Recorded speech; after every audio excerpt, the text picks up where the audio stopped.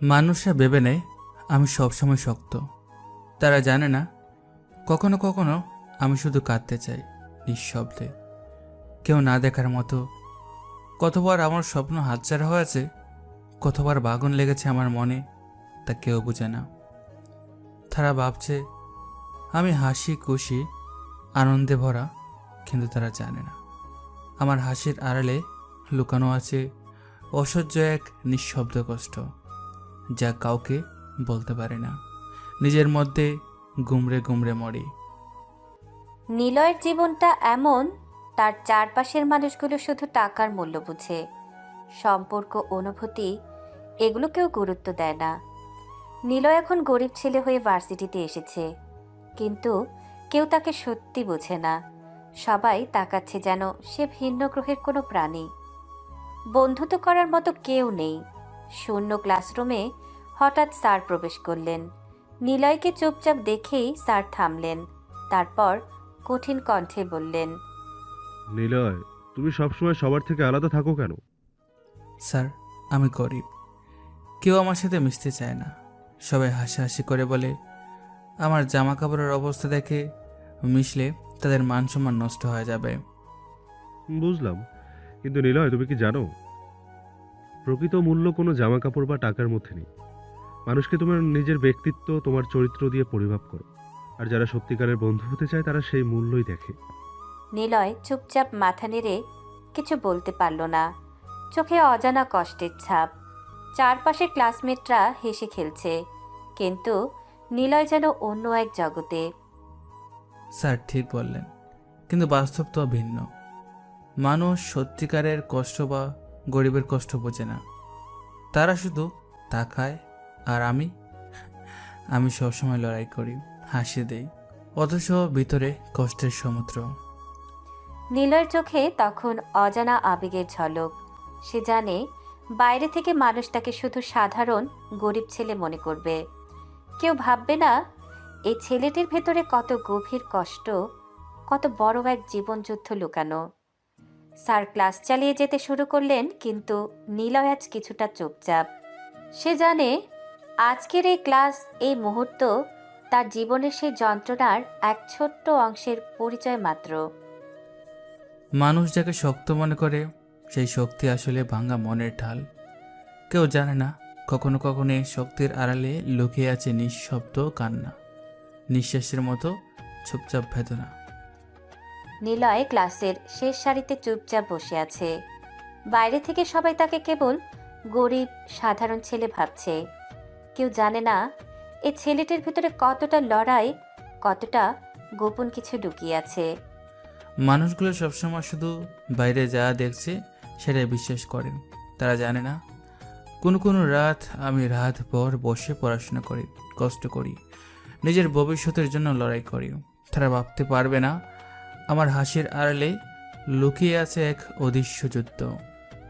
হঠাৎ স্যার পড়া শুরু করলেন। সবাই চুপচাপ হয়ে গেল। স্যার তাকালেন নিলয়ের দিকে, তারপর ক্লাসের সবাইকে বললেন, আজকের ক্লাসটা একটু কঠিন, যারা মন দিয়ে পড়বে তারা পারবে। ক্লাসের সবাই শুরু করলো ফাঁকি দেওয়ার মতো মুখ, একে অপরের দিকে তাকিয়ে। স্যার পড়া ধরলেন, কিন্তু কেউ ঠিকমতো উত্তর দিতে পারছে না। আচ্ছা নিলয়, প্রথম প্রশ্নটা তো তোমার জন্য। বলো তো, সমীকরণের সমাধানটা কি? সমীকরণটির সমাধান হবে এক এক করে। তারপর বিস্তারিত ধাপে ধাপে উত্তর দিল। স্যার চোখ বড় করে তাকালেন, ঠোঁটের কোণে অল্প হেসে বললেন, বাহ, দারুণ নিলয়, তুমি অনেক ভালো করেছো। ধন্যবাদ স্যার। কিরে, তুই এত গরিব হয়েও এত ভালো পড়া পারিস কিভাবে? তোর তো টিউশন করার টাকাও নেই মনে হয়। আমি বাসায় পড়ি, কষ্ট করি, তাই সফল হই। ক্লাসমেটরা অবাক হয়ে কিছু বলতে পারল না। কেউ কেউ টিটকারি করতে লাগলো। দেখো তো, আমরা লাঞ্চের টাকা নিয়ে ঝগড়া করি আর ও বাসায় বসে পড়াশোনা করছে, কিভাবে সম্ভব? নিলয় শুধু চুপচাপ হেসে নিজের বইয়ের দিকে তাকালো। মনে মনে সে ভাবল, মানুষ যা ভাবুক, আমি জানি নিজের পরিশ্রমই আমাকে এগিয়ে নিয়ে যাবে। কেউ আমার কষ্ট বুঝুক বা না বুঝুক, আমার লক্ষ্য আমার। ক্লাস শেষে সবাই বাইরে বের হলো। ঠিক সেই সময় সিঁড়ি দিয়ে নামছিল আখি, ভার্সিটির সিনিয়র। হঠাৎ পা পিছলে পড়ে গেল নিলয়ের উপর। নিলয় তাল সামলাতে না পেরে নিচে পড়ে গেল, আর অমনি দুজনের ঠোঁটে ঠোঁট লেগে গেল। আখি রেগে আগুন হয়ে বলল, ছাড় ছোট লোক কোথাকার, তোর সাহস হলো কিভাবে আমাকে কিস করার? আপনি ভুল ভাবছেন আপু, আমি কিস করে নেই আপনাকে। এটা একটা অ্যাক্সিডেন্ট, আপনি নিজে আমার উপর এসে পড়েছেন। আখি তার রাগ সামলাতে পারল না। চোখে আগুন, গায়ে বিদ্যুৎ, আর মুখের প্রতি কোনায় কোনায় রাগ জমেছে। Accident accident accident! ছোট লোক, তুই কি ভাবছিস আমি সহজে মানবো? তোর জন্য আমি পড়েছি, তোর জন্য সময় নষ্ট হয়েছে, আর তুই তুই আমার উপর পড়ে কিসের চেষ্টা করলি? নিলয় চুপচাপ দাঁড়িয়ে ধীরে ধীরে মাথা নত করে। সে জানে আখি রাগের আড়ালে শুধু লজ্জা আর অপ্রস্তুত কষ্ট। আপু আমি আমি সত্যি কিস করি নাই, আমি চাই না কেউ কষ্ট পাক। ছোট লোক, তুই ভাবছিস আমি তোর এক্সকিউজ শুনবো? তুই শুধু চুপচাপ থাক, তারপর দেখবি কি করব। হঠাৎ আখির পাশে তার বান্ধবী হাজির হলো, মুখে অদ্ভুত রাগ আর কৌতূহল মিশ্রিত চেহারা। ইস, আখি দেখ তো, তোর গায়ে নোংরা লেগে গেল। আর ওই ছেলেটার পোশাক কত ময়লা। আমি জানি তুই ঠিক বলেছিস। আর ছোট লোক, তুই শোন, তোর সব অপরাধ ক্ষমা করতে পারি, কিন্তু তুই আমাকে কিস করেছিস, এটা কখনোই মাফ করব না। আপু আমি ভুল করিনি, তবে যদি আপনি চান আমি সব ঠিক করে দেব। ছোট লোক, মনে রাখিস আজকের এই ঘটনা শুধু অ্যাক্সিডেন্ট নয়, মনে রাখিস আমি তোর উপর নজর রাখবো, আর তোর ছোট লোকই ভুল কোনো দিন মাফ হবে না। আখির রাগ তার চোখে আগুনের মতো জ্বলে উঠল। সে নিলয়ের দিকে দৃষ্টিটা সরাসরি রেখেই বলল, ছোট লোক, তোর ওই চেহারা, তোর ওই পোশাক আর তোর সাহস সব মিলে আমার সামনে আর কখনো আসবি না। যদি আবার দেখা হয় তাহলে খুব খারাপ হবে। আখি এই লাইন শেষ করেই দ্রুত সিঁড়ি দিয়ে উপরে চলে গেল। তার পেছনে রেখে গেল আগুন, লজ্জা আর অসহায় ক্ষোভের মিশ্রণ। যাকে আজ এত অপমান করছেন, যাকে আজ সবাই শুধু ছোট লোক ভাবছে, কাল তার নাম শুনলে পুরো ভার্সিটি কাঁপবে। নিলয়ের চোখে এক অদ্ভুত ঠান্ডা ঝলক। বাইরে থেকে সবাই দেখল কেবল সাধারণ গরিব ছেলে, কিন্তু কেউ জানে না তার ভেতরে লুকানো আছে এক বিশাল শক্তি, এক শক্তি যা লজ্জা, অপমান আর ছোট লোকের চোখকেও কাঁপাতে পারে। মানুষ ভাবুক, আমাকে ছোট লোক মনে করুক, সত্যিকারের ক্ষমতা আর সম্মান আসে লড়াই, ধৈর্য আর নিঃশব্দ পরিকল্পনার মধ্য দিয়ে। নিলয় ম্যাচের দিকে চলে গেল। তার ধাপগুলি শান্ত, তবে ভেতরে এক অদ্ভুত উত্তেজনা। বইপত্র হাতে নিয়েও মনে মনে সে ভাবছে কিভাবে আজকের এই ঘটনা শুধু একটা ছোট ঝগড়া নয়, বরং এক গভীর যুদ্ধের সূচনা। আমি সবাইকে দেখাবো যে মানুষকে আজ অপমান করছে সে শুধু সাধারণ ছেলে নয়, তার ভিতরে লুকানো আছে এমন শক্তি যা একদিন সবার দম বন্ধ করে দেবে। ম্যাসেডেলয় চুপচাপ বসে আছে। বাইরে সবাই রোদের আলোয় ব্যস্ত, কিন্তু নিলয়ের চোখে এক অদৃশ্য অগ্নি জ্বলে। ভার্সিটির অজানা এক টপার, যাকে কেউ এখনো সত্যি বোঝেনি, আজও নিঃশব্দে তার পরিকল্পনা শুরু হয়েছে। নিলয় ম্যাসে ঢুকলো। বাতাস, হালকা আলো, ধূসর দেয়াল আর কাঠের টেবিল সবই সাধারণ, কিন্তু নিলয়ের চোখে যেন নতুন এক জগৎ খুলে গেছে। সে চুপচাপ নিজের জায়গায় বসলো। পাশের বন্ধু তাকিয়ে থাকে, মুখে অদ্ভুত হাসি দিল। নিলয়, আয় খেয়ে নে, ভাজা আলু আছে, ভাত আছে, বসেই খাই একসাথে। নিলয় ফ্রেশ হয়ে এসে টেবিলের দিকে গেল। আলু ভাজি আর ভাত তার সামনে রাখা হলো। সে চুপচাপ, কিন্তু চোখে এক অদ্ভুত শান্তি। ধন্যবাদ বন্ধু। নিলয় আলু ভাজি তুলে ধরল, ভাতের সঙ্গে মিশিয়ে খেতে শুরু করলো। হালকা হাসি, নিঃশব্দ প্রশান্তি। ম্যাসে কিছুক্ষণ চুপচাপ নীরবতা। তোর এইসব খেতে খারাপ লাগে না? এত সাধারণ খাবার তুই খাচ্ছিস আর খুশি হচ্ছিস? বন্ধু জানিস, কত মানুষ আছে যারা এখনো কিছু খায়নি, যার হাতে কোনো ভাতের প্লেট নেই, যার ঠোঁটের কাছে খাবারের গন্ধ নেই। আমি তাদের কথা ভাবি, আর এই আলু ভাজি ভাতের সঙ্গে খাচ্ছি, এটাই আমার কাছে অনেক বড়। নিলয়ের সেই কথার ভেতর শুধু খাদ্য বা তৃপ্তি নয়, আছে এক অদৃশ্য দার্শনিক দৃষ্টিভঙ্গি। তার চোখে শান্তি, হাতে কাজ আর মননের লড়াই সবই একসাথে মিশে এক অদ্ভুত শক্তি তৈরি করছে। সত্যি তুই অন্যরকম নিলয়।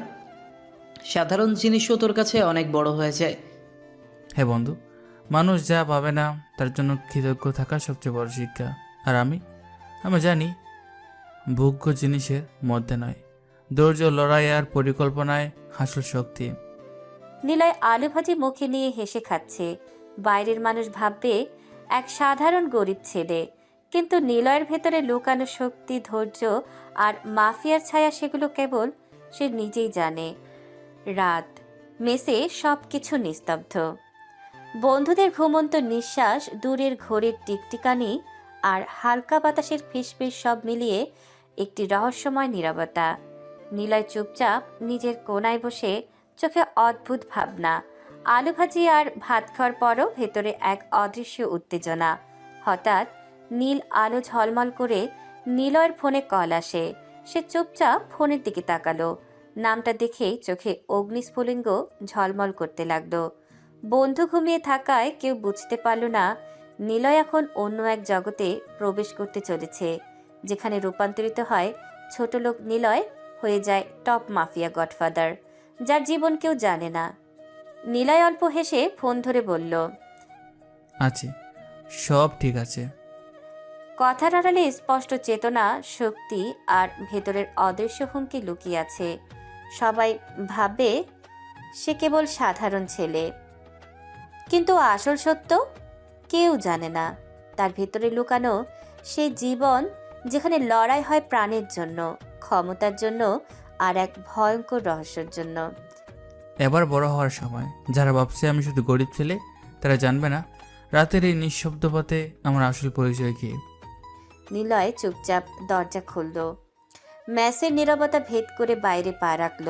হালকা চাঁদের আলো, ফিসফিস বাতাস, শহরের নিঃশব্দ রাস্তাগুলো সবই তার জন্য প্রস্তুত, যেন এক নতুন অধ্যায়। এই পথটা শুধু আমার, কেউ জানবে না আমি কোথায় যাচ্ছি। এই রাতে, এই নীরবতা, এই মুহূর্ত সবই শুধু আমার। নিলয় ধীরে ধীরে হেঁটে গেল। তার পা ফেলছিল শহরের অন্ধকার রাস্তায়, চোখে অদৃশ্য অগ্নি, হাতে নিঃশব্দ পরিকল্পনা। এই পথ তাকে ফিরিয়ে নিয়ে যাবে তার আসল পৃথিবীতে, যেখানে সে ভীত করে ক্ষমতা দেখায় আর নিজের অজানা পরিচয়কে বাস্তবে রূপ দেয়। রাতের নিঃশব্দ রাস্তায় নিলয় এক ধীরে ধীরে হেঁটে যাচ্ছে। চারপাশে শুধু হালকা বাতাসের ফিসফিস, দূরের আলো ঝলমল করছে। শহরের অন্ধকার যেন তাকে ঢেকে রাখছে, যেন কেউ তাকে দেখবে না। হঠাৎ তার চোখে পড়ল একটি কালো গাড়ি রাস্তার পাশেই দাঁড়িয়ে। গাড়িটি যেন বাতাসের সঙ্গে মিশে গেছে, কিন্তু চোখে যেন একটি সতর্ক ইঙ্গিত জ্বলছে। নিলয় চলতে চলতে গাড়ির দিকে এগোলো। ঠিক সেই মুহূর্তে গাড়ির দরজা হঠাৎ খুলে গেল। সালাম মাফিয়া স্যার। নিলয় শুধু মাথা নেড়ে স্বীকৃতি দিল। গার্ড চুপচাপ পথ দেখালো। নিলয় গাড়িতে উঠল। চারপাশে অন্ধকার, শুধু হালকা লাল বাতি জ্বলছে। গাড়িটি দ্রুত শহরের ভেতর দিয়ে চলে যেতে লাগলো। কোনো শব্দ নেই, শুধু ইঞ্জিনের মৃদু গর্জন। কিছুক্ষণ পরে গাড়ি থেমে গেল। নিলয় গাড়ির দরজা খুলল আর ধীরে ধীরে নেমে গেল। গার্ড তার পাশে থেকে অদৃশ্যভাবে সব দেখছে। সেখানে পৌঁছে নিলয় এক বিশাল গোডাউন দেখল। অন্ধকারে হালকা আলো, কেবল এক স্থান আলোকিত, যেখানে আজ একজন পাচারকারীকে বেঁধে রাখা হয়েছে। ভালো, আজকে এই পাচারকারী আমাদের হাতে এসেছে। পাচারকারী চুপচাপ, চোখে ভীতির ঝলক। এখানে সে আর তার কুপ্রভাবের খেলায় কোনো ক্ষমা পাবে না। নিলয় তার দিকে এগোলো। ধীরে ধীরে চোখে এক অদ্ভুত ঠান্ডা ঝলক, মুখে কেবল অল্প হাসি। দেখছি তোমার সাহস আছে, কিন্তু তুমি আমাদের নিয়মের বাইরে চলে গিয়েছো। আজ থেকে শুরু তোমার হিসাব। গোডাউনের ভেতরে বাতাস ভারী হয়ে উঠল। চারপাশে লোহার স্তম্ভ, ঝুলে থাকা আলো আর মাঝখানে একটি চেয়ারে বাঁধা একজন পাচারকারী। চোখে ভয়, মুখে ঘাম, শরীর কাঁপছে। নিলয় ধীরে ধীরে তার সামনে গিয়ে দাঁড়ালো। তার চোখে কোনো রাগ নেই, আছে শুধু শীতল কর্তৃত্ব। স্যার, আমাকে ছেড়ে দিন। আমি শপথ করছি আর কোনো ভুল করব না। জীবনে আর এই পথে নামবো না। লোকটার গলা ভেঙে আসছে, ভয় আর অসহায়ত্ব একসাথে মিশে গেছে। নিলয় একটু এগিয়ে এসে ঠান্ডা কণ্ঠে বলল, এই কথাটা তুমি আগেও অনেকবার বলেছো, তখনও বলেছিলে শেষবার। তারপর আবার আমার রাজ্যে বিষ ছড়িয়েছ। নীলার চোখে হালকা কঠোরতা নেমে এলো। পুরো গোডাউন যেন নিস্তব্ধ হয়ে গেল। এবার আর মুক্তি নেই। মনে রাখবে, আমার রাজ্যে কোনো পাপের ক্ষমা হয় না। এখানে নিয়ম একটাই, ভুল করলে তার মূল্য দিতে হয়। কথাগুলো শেষ হতেই নিলয় ধীরে করে হাত তুলল। কোনো চিৎকার নয়, কোনো বাড়তি কথা নয়, শুধু একটি স্পষ্ট ইশারা। নিলয়ের লোকেরা সাথে সাথে এগিয়ে গেল, চারপাশ ঘিরে ফেলল সেই পাচারকারীকে। না স্যার, প্লিজ আর একবার সুযোগ দিন। কিন্তু গোডাউনের নিয়ম বদলায় না। নিলয়ের ইশারা মানে শেষ সিদ্ধান্ত। নিলয়ের লোকেরা তাকে মারতে লাগলো, নিজের কাজের হিসাব বুঝিয়ে দিতে লাগলো। গোডাউনের ভেতরে শুধু ভারী নিঃশ্বাস আর ভয় ভরা আত্মস্বরে ভরে উঠল পরিবেশ। নিলয় পেছনে দাঁড়িয়ে সব দেখছিল। তার চোখে দয়া নেই, কিন্তু আছে ন্যায়ের কঠোর সীমা। যারা আমার আন্ডারওয়ার্ল্ডে ঢুকে বিশ্বাস ভাঙে, তারা শুধু শাস্তি পায়। এখানে আবেগ চলে না, চলে নিয়ম। নিলয় ধীরে ঘুরে দাঁড়ালো। তার কোটের প্রান্ত বাতাসে নড়ে উঠল। ভার্সিটির গরিব টপার ছেলে নিলয়, যাকে সবাই অবহেলা করে, এই মুহূর্তে সে পুরো আন্ডারওয়ার্ল্ডের গডফাদার, যার একটি ইশারাতেই রাত কেঁপে ওঠে। গোডাউনের অন্ধকারে নিলয়ের ছায়া আরও বড় হয়ে উঠল। এটা শুধু শান্তির দৃশ্য নয়, এটা ছিল নিলয়ের রাজত্বের ঘোষণা। গোডাউনের অন্ধকার কেটে নিলয় ধীরে ধীরে গাড়ির দিকে এগোলো। বাতাসে হালকা শীতলতা, লোহার দরজা কেবল চুপচাপ তার পায়ের শব্দ শোনাচ্ছিল। গার্ড সালাম দিয়ে দরজা খুলে দিল। নিলয় গাড়িতে উঠে পেছনের দিকে তাকালো। গোডাউনের আলো, বাধা পাচারকারী, সব মিলিয়ে একটি নিস্তব্ধ শক্তির ছাপ। গাড়ি ধীরে ধীরে শহরের রাস্তায় চলে গেল। শহরের অন্ধকার রাস্তায় গাড়ির ইঞ্জিনের হালকা গর্জন ছড়ালো। বাতাসে চাঁদের হালকা আলো, ঝড়ঝড়ে ছায়া আর দূরের বাতি সব মিলিয়ে নিলয় যেন শহরের নিস্তব্ধ এক অংশ হয়ে গেছে। গাড়ি থেমে নিলয় ম্যাসের সামনে নেমে গেল। গার্ড চুপচাপ পাশে দাঁড়িয়ে নিরাপত্তা নিশ্চিত করলো। ভোরের হালকা রোদ ভার্সিটির মাঠে পড়েছে। ম্যাসের বাইরে কিছুটা আভাস। রাস্তায় মানুষ হালকা ব্যস্ত। নিলয় তার ব্যাগ কাঁধে নিয়ে ধীর পায়ে ক্লাসের দিকে এগুচ্ছে। ক্লাসে ঢুকতেই সবাই তার দিকে তাকালো। আজ নিলয়ের জামা কাপড় পুরনো, একটু মলিন। শার্টের কোনা হলুদ, জিন্সের দাগ, কিন্তু সে চুপচাপ, কোনো ভাব দেখায় না। দেখো তো, সেই নিলয়। আজ আর গ্ল্যামার নেই। জামা জিন্সের অবস্থা দেখে হাসি ধরে রাখা যাচ্ছে না। ঠিক বলেছিস, টিউশনি করতে টাকাও নেই, আর এখন কি জামা দেখছ? হায় হায়, আজ তো পুরোপুরি সাধারণ ছেলে হয়ে গেছে। নিলয় চুপচাপ বসলো, ব্যাগ রাখলো, চোখে সামান্য কষ্টের ছাপ, কিন্তু মুখে কোনো হাহাকার নেই। সে জানে বাইরের মানুষ শুধু বাইরে যা দেখছে সেটাই বিচার করছে। কি অদ্ভুত, যারা গতকাল শুনে নিলয় তো সাফল্য পেয়েছে, আর জামা কাপড় দেখে সবাই হাসছে। নীলার কষ্ট চোখে ঝলক লাগলো। অন্তরে লুকানো সেই ভাঙা অনুভূতি বাইরে প্রকাশ পেল না। সে শুধু মাথা নেড়ে নিজ জায়গায় বসলো। মানুষ যা ভাবুক, আমি জানি নিজের লড়াই আমাকে এগিয়ে নিয়ে যাবে। বাইরের হাসি বা ঠাট্টা আমার পথ আটকাতে পারবে না। ক্লাসের সবকিছু চলল যেমন সব সময়। স্যার পড়া ধরলেন, বন্ধুরা ফাঁকি দেওয়ার চেষ্টা করলো, কিন্তু নিলয় তার নিজের দৃঢ়তা বজায় রাখলো। দুপুরের ভরা ভার্সিটির মাঠে কিছুটা রোদ, কিছুটা ছায়া। নিলয় ব্যাগ কাঁধে ক্লাসে ঢুকছিল। হঠাৎ আঁকি তার বান্ধবীদের সঙ্গে সিঁড়ি দিয়ে নামছে। চোখে হালকা উচ্ছ্বাস, মুখে বিদ্রূপের হাসি। দেখ তো নিলয়, আজ আবার কি হলো? তোর জামার অবস্থা কি, দাগ, পুরনো জিন্স, একদম ছেঁড়া শার্ট। সত্যি বলছি, তোর উপর দিয়ে কি যেন ঝরে গেছে। এতটা মলিন জামা কেউ দেখেনি আগে।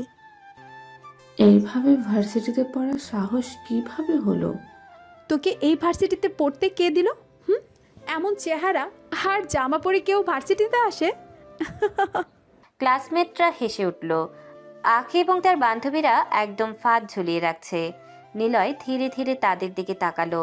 কোনো সংকোচ নেই, ঠোঁটের কোণে অল্প হাসি। নিজের যোগ্যতা দেখে সুযোগ পেয়েছি, জামা বা পোশাক দেখে কেউ বিচার করে না। এত বড় বড় কথা বলতে জানিস দেখছি। ভার্সিটির করিডোর জুড়ে তখন ছাত্রছাত্রীদের ভিড়। কেউ ক্লাসে ঢুকছে, কেউ আড্ডা দিচ্ছে। ঠিক তখনই নিলয় ব্যাগ কাঁধে নিয়ে সামনে এগুতেই আখি আর তার বান্ধবীরা পথ আটকে দাঁড়ালো। চারপাশে কয়েকজন থেমে গেল ঘটনা দেখার জন্য। আয় নিলয়, থাম। তোর দিকে তাকালেই মেজাজ খারাপ হয়ে যায়। এই পোশাক পরে সত্যি ভার্সিটিতে আসিস? মনে হয় বাজারের শেষ দোকান থেকেও খারাপ জামা কিনে এনেছে। চারপাশে হাসির শব্দ উঠল। নিলয় শান্তভাবে আখির দিকে তাকালো। আমি এখানে পড়াশোনা করতে আসছি, ঝগড়া করতে না। নিলয়ের কথায় চারপাশ একটু নীরব হয়ে গেল। আখির মুখ শক্ত হয়ে উঠল। তোর এত বড় সাহস, ছোট লোক হয়ে আমার সাথে তর্ক করিস? তুই জানিস আমি কে? আমি বড় বিজনেসম্যানের মেয়ে। বড় লোক বলে কি ভার্সিটি কিনে নিয়েছেন নাকি? ভার্সিটি কি আপনার বাবার? কথাটা পড়তে চারপাশে ফিসফিস শুরু হয়ে গেল। কেউ কেউ অবাক, কেউ কেউ মুচকি হাসছে। কি বলি? তোর সাহস কিভাবে হয় হ্যাঁ আমার সাথে এভাবে কথা বলার? আমাকে কথা শোনাতে আসবেন না। আমার যেমন পোশাক আছে আমি তেমনটাই পরে আসবো, এতে কারো অনুমতি লাগে না। তুই ভাবছিস নিজেকে অনেক বড় কিছু? হ্যাঁ, এই ভার্সিটিতে তোদের মতো লোকদের জায়গা হয় না। জায়গা যোগ্যতায় হয়, দামে না। আমি দামে না, যোগ্যতায় এসেছি। কয়েকজন ক্লাসমেট চাপা গলায় বাহবা দিল। আখি দাঁতে দাঁত চেপে ফেলল। বেশি কথা বলিস না নিলয়। আজ ছাড়ছি, কিন্তু পরে বুঝিয়ে দেব তোর জায়গা কোথায়। আমার জায়গা আমি নিজেই বানাবো, কারো দয়ায় না। নিলয় ব্যাগ ঠিক করে সামনে এগিয়ে গেল। আখির আগে দাঁড়িয়ে রইল। তার বান্ধবীরা অবাক চোখে নিলয়ের চলে যাওয়া দেখল। করিডোরে তখনও ফিসফিস আর উত্তেজনার গুঞ্জন ছড়িয়ে পড়ছে। ভার্সিটির বড় ক্লাসরুম, সারি সারি বেঞ্চে ছাত্রছাত্রীরা বসছে। দরজা দিয়ে নিলয় ঢুকতেই কয়েকজন চোখাচোখি করে হাসতে লাগলো। ব্যাগটা কাঁধ থেকে নামিয়ে সে পেছনের বেঞ্চে বসতে যেতেই কয়েকজন ইচ্ছে করে কথা ছুড়ে দিল। এই দেখ দেখ, আজও সেই পুরনো জামা। নিলয়, তোর কি একটাই পোশাক নাকি? ভাই, তুই ভুল জায়গায় চলে এসেছিস। এটা ভার্সিটি, গ্যারেজ না। পুরো বেঞ্চ জুড়ে হাসির শব্দ উঠল। নিলয় ধীরে ব্যাগ খুলে খাতা বের করলো। গ্যারেজ হলে হাতের কাজ লাগতো, এখানে মাথার কাজ লাগে, তাই আমি ঠিক জায়গাতেই এসেছি। ও, বড় কথা বলছিস নাকি? পোশাকেই ঠিক নাই, আবার বড় বড় কথা। পোশাক মানুষ বানায় না, ব্যবহার আর যোগ্যতা মানুষ বানায়। তাহলে দেখাবি যোগ্যতা নাকি শুধু কথা? প্রশ্ন দিলে উত্তর দেব, হাসলে হাসবো না, কাজ করলে কাজ দেখাবো। ঠিক তখনই দরজা খুলে শিক্ষক ঢুকলেন। সবাই চুপচাপ বসে গেল। বোর্ডে বড় করে লিখলেন টপিক। আজকে হঠাৎ কুইজ হবে, যে ভালো করবে তাকে আলাদা মার্কস দেওয়া হবে। ক্লাসে ফিসফিস শুরু হলো। টিচার প্রশ্ন করা শুরু করলেন। কয়েকজন গুলিয়ে ফেলল। নিলয়, তুমি বলো। স্যার, উত্তরটা হবে। সে পরিষ্কার করে ব্যাখ্যা দিল বোর্ডের সূত্র মিলিয়ে। পুরো ক্লাস নীরব। টিচার মুচকি হেসে মাথা নেড়ে দিলেন। খুব ভালো, কনসেপ্ট পরিষ্কার, বসো। ঠিকই তো, ছেলেটা শুধু পোশাকে ছোট, মেধায় না। আজকে লজ্জা পাই দিল। নিলয় খাতা বন্ধ করে সামনের দিকে তাকিয়ে বসে রইল। ক্লাসরুমে তখন আর হাসাহাসি না, বরং কৌতূহলের চোখে সবাই নিলয়কে দেখছে। ক্লাস চলছিল, বোর্ডে স্যার লেখা বোঝাচ্ছিলেন। হঠাৎ করে দরজায় শব্দ হলো। সবাই ঘুরে তাকাতেই দেখা গেল আখি দাঁড়িয়ে আছে, চোখে মুখে আগুনের ছাপ। অনুমতি না নিয়েই সে ভেতরে ঢুকে পড়ল। ক্লাসরুমে ফিসফিস শুরু হয়ে গেল। ইয়াং লেডি, এটা কার ক্লাস জানো? আখি স্যারের কথায় কান্না দিয়ে সোজা নিলয়ের বেঞ্চের দিকে এগিয়ে গেল। আয় নিলয়, উঠে দাঁড়া, তোর সাথে কথা আছে। আপু, আপনি আপনার ক্লাসে যান, এটা আমাদের ক্লাস। কি বলে? আমার যেখানে ইচ্ছে সেখানে যাব? তুই বলার কে? ভার্সিটিতে নিয়ম আছে আপু, ক্লাস চলাকালীন অন্য ক্লাসে ঢুকে ঝামেলা করা ঠিক না। তুই আমাকে নিয়ম শেখাচ্ছিস? তোর মতো লোক নিয়ম বোঝে? আমি লোক না, স্টুডেন্ট, আর স্টুডেন্ট হিসাবেই কথা বলছি। বেশি চালাকি না? সকালে করিডোরে যেভাবে কথা বলেছিস, তোর হিসাব নিতে এসেছি। হিসাব নিতে হলে অফিস আছে, ডিপার্টমেন্ট আছে, ক্লাসরুম ঝগড়ার জায়গা না। তুই নিজেকে অনেক বড় ভাবতে শুরু করেছিস না? ভুলে যাস না, আমি চাইলে তোকে ভার্সিটিতে টিকতে দেব না। টিকবো কি না সেটা আমার রেজাল্ট ঠিক করবে, কারো ভয় না। বাহ, বড় কথা। পোশাকের অবস্থা দেখেও মুখ বড়। পোশাক বদলানো যায় আপু, আত্মসম্মান বদলানো যায় না। আজ তোকে ছাড়ছি, কিন্তু পরে বুঝাবো তোর জায়গা কোথায়। আমার জায়গা আমি পড়াশোনা দিয়ে বানাবো, হুমকি দিয়ে নয়। এনাফ। আখি, তুমি এখনই বের হও, এটা ক্লাসরুম। নীলয়, মনে রাখবি, গল্প এখানেই শেষ না। শুরু হয়েছে মাত্র আপু। আখি ঘুরে বেরিয়ে গেল। দরজা বন্ধ হতেই ক্লাসরুমে চাপা শ্বাস পড়ার শব্দ শোনা গেল। সবাই নিলয়ের দিকে তাকিয়ে আছে।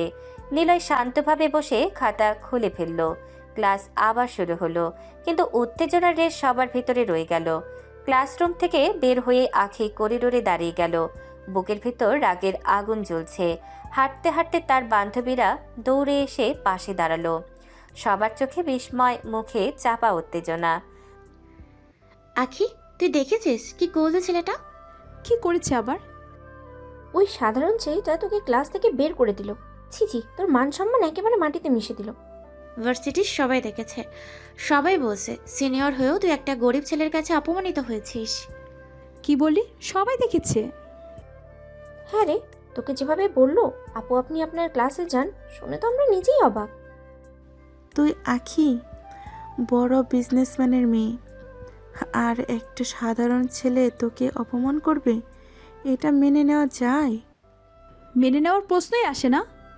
ছেলেটা এখন নিজেকে খুব বড় ভাবতে শুরু করেছে। আজ যদি কিছু না করিস, কাল সবাই তোর মাথায় উঠে বসবে। ও ভাবছে আমি চুপ করে থাকবো? না রে, ওকে বোঝাতে হবে কার সাথে লাগিয়েছে। তুই চাইলে পুরো ডিপার্টমেন্টে ওর নামে কথা ছড়িয়ে দিতে পারিস। কিংবা স্যারদের কাছে কমপ্লেন বলবি ও তোকে হ্যারেস করছে। না, এত সহজে শেষ করব না। তাহলে কি করবি? এমন কিছু করব যাতে নিলয় নিজেই ভার্সিটিতে মুখ দেখাতে না পারে। মানে? ওর সম্মান যেভাবে আমার সামনে ভেঙেছে, আমি ওর সম্মান ভেঙে দিব সবার সামনে। বাহ, এই তো আখি। নিলয় ভাবছে সে খুব সাহসী, কিন্তু সাহস কত দূর যায় সেটা আমি দেখাবো। আজ থেকে শুরু করবি? আজ না, ঠিক সময় দেখে আঘাত করব। আঘাত এমন হবে যাতে সে বুঝে যায় কার সাথে লড়ছে। নিলয়ের গল্প এখন শুরু হলো, শেষটা আমি লিখব। বান্ধবীরা মুচকি হাসলো। চারদিকে ভার্সিটির কোলাহল, আর সেই কোলাহলের ভেতর আখির বুকের মধ্যে জন্ম নিচ্ছে ভয়ঙ্কর এক প্রতিশোধের পরিকল্পনা। ভার্সিটির লাইব্রেরিতে তখন নীরবতা, চারিদিকে শুধু পাতার শব্দ আর হালকা ফ্যানের বাতাস। বড় বড় তাক ভর্তি বইয়ের ভেতর শেষ সারিতে বসে আছে নিলয়। সামনে খোলা খাতা, পাশে মোটা একটা বই, চোখে গভীর মনোযোগ। কলম চলছিল টুপটাপ শব্দে। সময় যেন থেমে গেছে। হঠাৎ নিলয়ের পকেট থেকে ফোন কেঁপে উঠল। নীরব লাইব্রেরিতে শব্দটা স্পষ্ট শোনা গেল। নিলয় তাড়াতাড়ি ফোনটা বের করে স্ক্রিনে তাকালো। লেখা উঠল আম্মা। নিলয় ধীরে ফোন কানে নিল।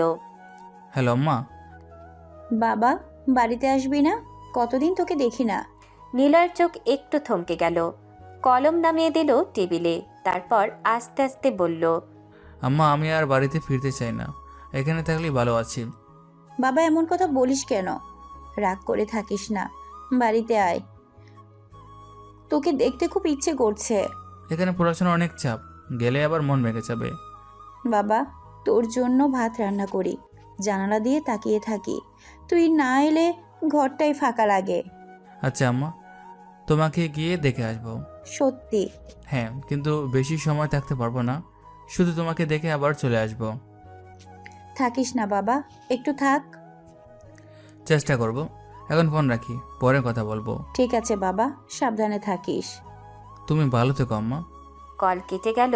নিলয় ধীরে ফোন নামিয়ে টেবিলে রাখলো।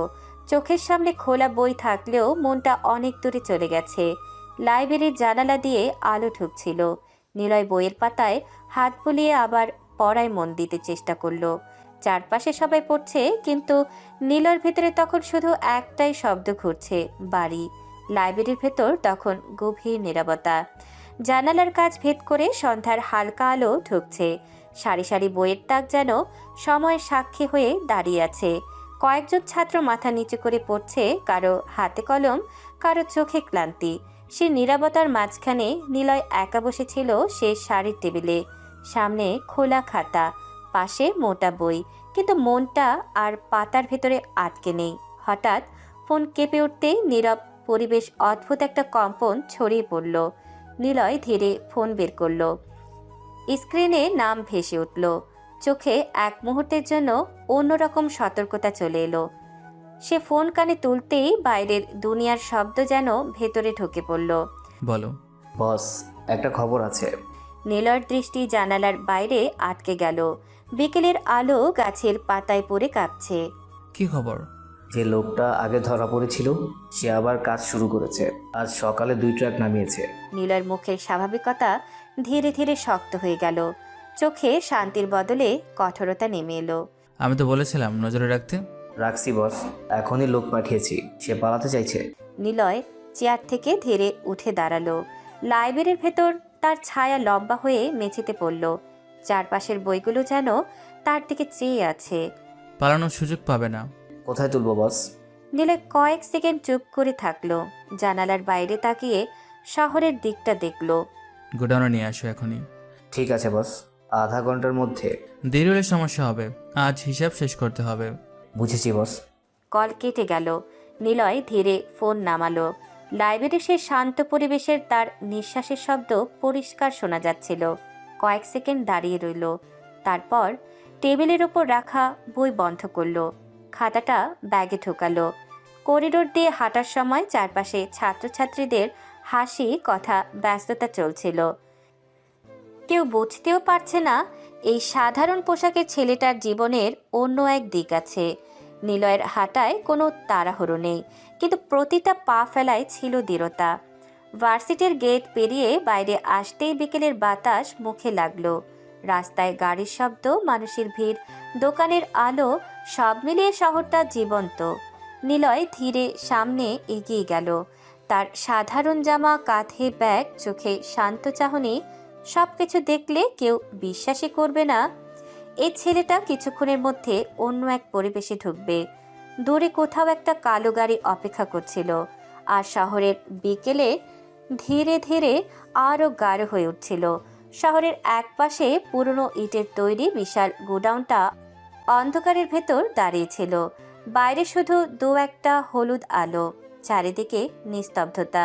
রাত যত গভীর হচ্ছিল জায়গাটা তত ভয়ঙ্কর লাগছিল। কালো গাড়ি ধীরে এসে থামলো। দরজা খুলতে নিলয় নামলো।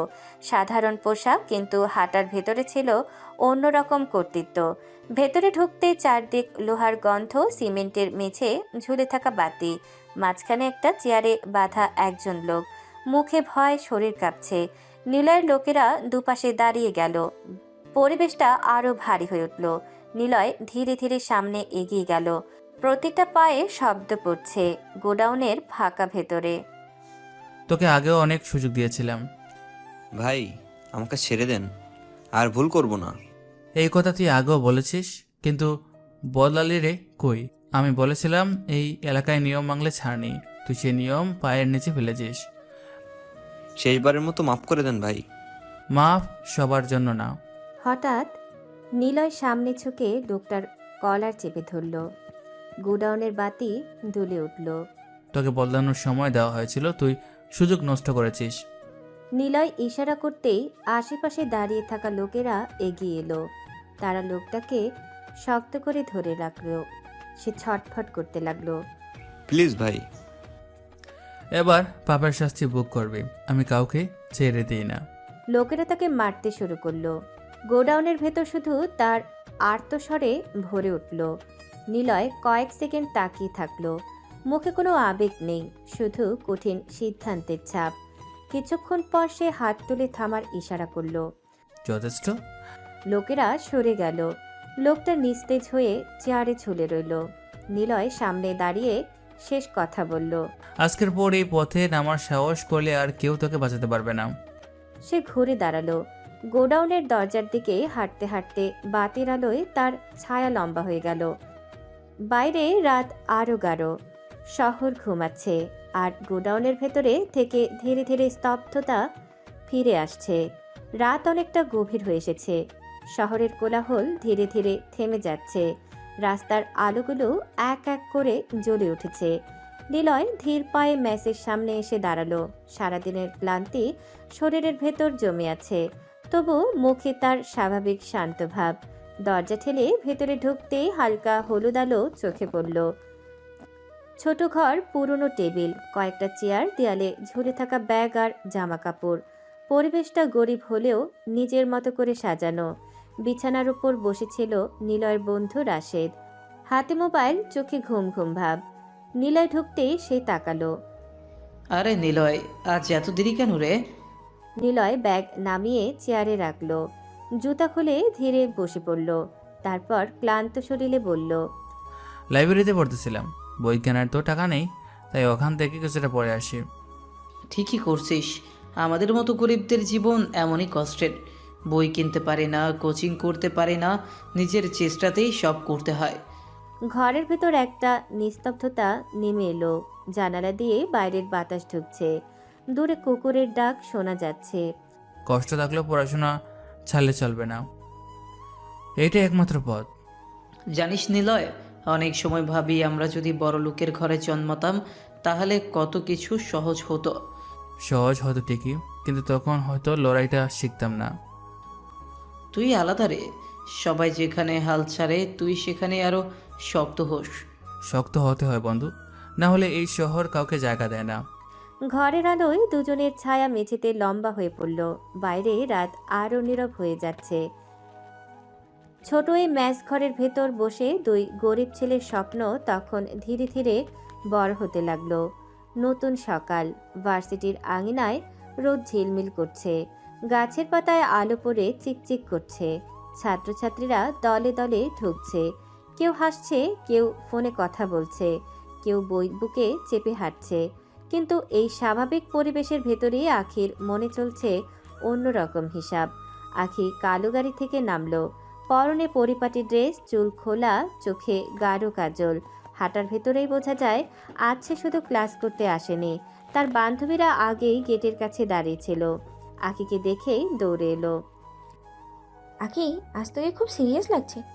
সিরিয়াস হব না কেন? কালকের অপমান ভুলে যাব নাকি? ঠিক বলেছিস, ছেলেটা এখনও নিজেকে হিরো ভাবছে। আজ কি করবি বল? আজ নিলয়কে এমন জায়গায় আঘাত করব যেখানে ও সবচেয়ে বেশি দুর্বল, মানে ওর সম্মান। করিডোর দিয়ে হাঁটতে হাঁটতে আখি কথা বলছিল। চারপাশে ক্লাসরুম, নোটিশ বোর্ড, ভিড়, সবকিছু স্বাভাবিক, কিন্তু আখির কণ্ঠে ছিল ভিন্ন উত্তেজনা। আমি সবাইকে দেখাবো ওই সাধারণ ছেলে আসলে কেমন। কিভাবে? আজ ক্লাসের আগে ডিপার্টমেন্টে একটা গুজব ছড়াবো। গুজব? বলবো নিলয় সিনিয়রদের সাথে খারাপ ব্যবহার করে, মেয়েদের সাথে বাজে কথা বলে। ও, তাহলে সবাই ওর দিকে অন্য চোখে তাকাবে? ঠিক তাই। আগে মানুষ ওকে হাসবে, তারপর সন্দেহ করবে, তারপর দূরে সরবে। আর যদি ও প্রতিবাদ করে? তখন বলবো গরিব বলে এখন নাটক করছে। তুই তো পুরো প্ল্যান বানিয়ে ফেলেছিস। কাল ক্লাসে আমাকে যেভাবে কথা শুনিয়েছে তার দাম আজ ওকে দিতে হবে। তারা নোটিশ বোর্ডের সামনে দাঁড়ালো। অনেক স্টুডেন্ট সেখানে জড়ো ছিল। আখির বান্ধবীরা ধীরে ধীরে আলাদা আলাদা দিকে গেল। কারো কানে কানে কিছু বলছে, কারো সামনে আফসোসের ভান। কিছুক্ষণের মধ্যেই ফিসফাস শুরু হয়ে গেল। শুনেছিস নিলয়ের কথা? কি হয়েছে? সিনিয়রদের সাথে খুব খারাপ ব্যবহার করে, আখির সাথে নাকি বাজে কথা বলেছে। তাই নাকি? করিডোরের গুজব বাতাসের মতো ছড়িয়ে পড়ল। কেউ অবাক, কেউ হাসছে, কেউ আবার দূর থেকে নিলয়ের দিকে তাকাচ্ছে। ঠিক তখনই দূরে দেখা গেল নিলয় আসছে। কাঁধে ব্যাগ, পরনে পুরনো জামা, মুখে স্বাভাবিক শান্ত ভাব। সে করিডোর দিয়ে হাঁটছে, কিন্তু চারপাশের চোখ আজ অন্যরকম। কেউ চাপা হাসি দিচ্ছে, কেউ ফিসফিস করছে। আঁখি দূরে দাঁড়িয়ে সব দেখছিল। তার চোখে তখন একটাই জিনিস, প্রতিশোধের তৃপ্তি। খেলাটা আজ শুরু হলো নিলয়। সকালটা ভার্সিটিতে অন্যরকম ছিল। আকাশ পরিষ্কার, বাতাস হালকা, কিন্তু করিডোরের ভেতরে একটা চাপা উত্তেজনা ঘুরে বেড়াচ্ছিল। ছাত্রছাত্রীরা দলে দলে দাঁড়িয়ে কথা বলছে, কিন্তু সেই কথার দিক বারবার গিয়ে পড়ছে একজনের ওপর, নিলয়। নিলয় কাঁধে ব্যাগ ঝুলিয়ে করিডোর দিয়ে হেঁটে আসছিল। পরনে তার পুরনো জামা, মুখে স্বাভাবিক শান্ত ভাব, কিন্তু আজ চারপাশের চোখগুলো আগের মতো নয়। কেউ তাকে দেখেই চাপা হাসি দিচ্ছে, কেউ কানে কানে কথা বলছে, আবার কেউ ইচ্ছে করে সামনে এসে দাঁড়াচ্ছে। এই যে নিলয়, তুই নাকি এখন সিনিয়রদেরও সম্মান করিস না? আমি কাউকে অসম্মান করে নাই। ও তাই নাকি? তাহলে আঁখি আপুর সাথে তোর ঝামেলা কি ছিল? সিনিয়র হয়ে উনি কথা বললে তুই উল্টো কথা বলেছিস, এটাই তো খারাপ ব্যবহার। ভার্সিটিতে নিয়ম আছে, সিনিয়রদের সম্মান করতে হয়। সম্মান আমি সবাইকে করি, কিন্তু অন্যায় হলে চুপ থাকবো না। ওরে বাবা, দেখিস না কেমন সাহস বেড়েছে, জুনিয়র হয়ে লেকচার দিচ্ছে। আজকাল গরিব ছেলেদের খুব বাড়াবাড়ি, সুযোগ পেলে মাথায় উঠে বসে। নিলয়, তুই যদি সিনিয়রদের সাথে এমন ব্যবহার করিস তাহলে এখানে টিকে থাকতে পারবি না। টিকে থাকার জন্য আমি কারো পায়ের নিচে মাথা রাখি না। কথাটা শুনে কয়েকজন অবাক হলো, কয়েকজন আবার জোরে হেসে উঠল। এই দেখ আবার কথা, আঁখি আপু ঠিকই বলেছে, এই ছেলে নাকি বড় ভাব ধরে। আমি বড় ভাব ধরি না, আমি শুধু নিজের সম্মানটা রাখতে জানি। সম্মান আগে সিনিয়রদের সম্মান শিখ। সম্মান চাপিয়ে নেওয়া যায় না, আচরণ দিয়ে আদায় করতে হয়। চারিদিকে হঠাৎ নীরবতা নেমে এলো। কয়েকজন মুখ চাওয়াচাই করলো। দূরে দাঁড়িয়ে আঁখি আর তার বান্ধবীরা সব দেখছিল। ঠোঁটের কোণে ঠান্ডা হাসি। নিলয় ব্যাগের স্ট্রাপ ঠিক করে আবার হাঁটতে শুরু করলো। করিডোরের ভিড়ের মাঝেও তার পা ছিল স্থির, চোখ ছিল সোজা সামনে। ক্লাসের ভিড় ধীরে ধীরে হালকা হয়ে এলো, কিন্তু করিডোরের কোণে হট্টগোলের ছাপ এখনও চোখে পড়ছিল। কিছুক্ষণ পরেই নিলয়কে প্রিন্সিপাল স্যারের অফিসে ডাকার নোটিশ আসে। নিলয় ধীরে পায়ে অফিসের দিকে হেঁটে যায়। সবার চোখ যেন চুপচাপ ওকে অনুসরণ করছে। কারো মুখে অবাক ভাব, কারো চোখে ফিসফিস। প্রিন্সিপাল স্যারের অফিসের দরজা খুলতেই স্যারকে দাঁড়িয়ে থাকতে দেখা গেল, চেহারায় কঠিন ভাব। নিলয়, শুনেছি তুমি সিনিয়রদের সাথে বাজে ব্যবহার করেছো, তুমি খারাপ কথা বলছো, এ ব্যাপারে কি বলবে? স্যার, আমি এমন কোনো কথা বলিনি যা খারাপ ইঙ্গিত করে। সিনিয়ররা এমন কথা বলছে, তুমি কি তাদের চোখে সত্যি সম্মান দেখতে পাচ্ছ না? স্যার, আমি সবসময় চেষ্টা করি কাউকে অসম্মান না করার। কেউ যা বলে তার মানে আমি ভুল করেছি তা নয়। প্রিন্সিপাল স্যার থামলেন, পকেটে হাত দিয়ে ধীরে ধীরে এগিয়ে এলেন। নিলয়ের কাছে এসে বললেন, তুমি কি তাদের চোখে সত্যি সম্মান দেখাতে পারছো না? নিলয়, ভার্সিটিতে সম্মান ও আচরণ গুরুত্বপূর্ণ। সিনিয়রদের সঙ্গে কথা বলার ধরন যেন কাউকে আহত না করে। স্যার, আমি এমনভাবে কথা বলি না যা কাউকে আহত করে। যদি কেউ তা ভুলভাবে বুঝে, আমি দুঃখিত। প্রিন্সিপাল স্যার একপাশে হাত দিয়ে বইয়ের তাক ধরে কিছুক্ষণ চুপচাপ থাকলেন। ঠিক আছে, কিন্তু মনে রাখবে, ভার্সিটিতে প্রতিটি পদক্ষেপের দায়িত্ব আছে। অপরাধ না করেও যদি ভুল বোঝা হয়, তা নিয়ে তুমি সাবধান থাকো। আমি বুঝেছি স্যার। চলো এখন ক্লাসে ফিরে যাও, আজ থেকে মন দিয়ে পড়াশোনা করো। নিলয় ধীরে ধীরে অফিসের বাইরে বের হলো, চোখে একরাশ শান্ত ভাব।